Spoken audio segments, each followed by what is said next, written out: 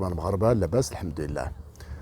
باغي نقول لكم انه شفت واحد التقرير صادم، وهو تقرير صحفي لقناه مغربيه بان طلبه المغاربه في بعض الجامعات يشترون البحوث في السنه النهائيه للاجازه. هذا ما يبين مدى تقهقر المستوى التعليمي في المغرب. وما أظهر ذلك التقرير النهائي العالمي أن المغرب لم يتوفر على جامعة ذات معايير دولية ضمن 1000 جامعة عالمية.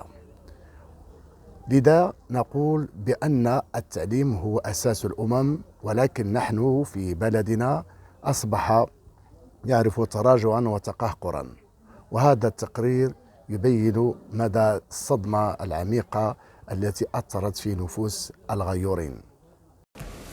البحث في أرشيف الجامعات أو شراء بحث جامعي جاهز وإعادة رقمه وتقديمه للأستاذ المؤطر من بين الخيارات التي بات بعض الطلبة بالجامعات المغربية يلجؤون إليها مقابل مبالغ مالية، ممارسة يعتبرها العديد من الأكاديميين جريمة تعليمية، بينما يعتبرها طلبة آخرون ممارسة تضرب مبدأ تكافؤ الفرص.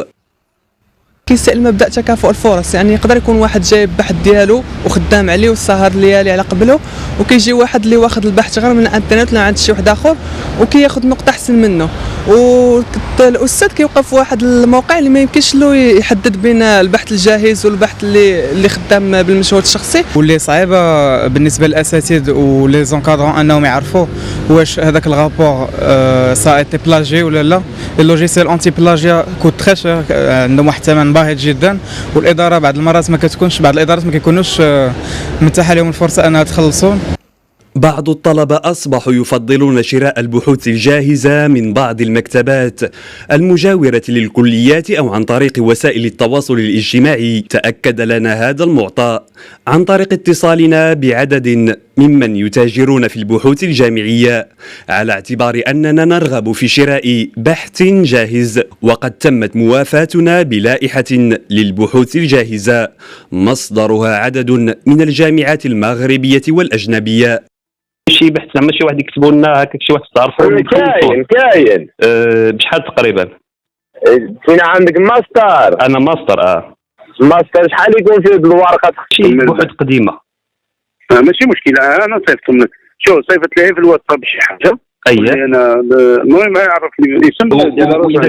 انت ما تعرفش شي واحد تيقادو زعما يكتبوا جديد شي حاجه؟ لا كاين الدراري اللي كيطابيوها موجودين. العديد من الأكاديميين يحذرون من انتشار ظاهرة بيع وشراء البحوث الجامعية لما لها من أثر سلبي على التكوين الجامعي للطالب. ملي كيقوم بهذا العمل انه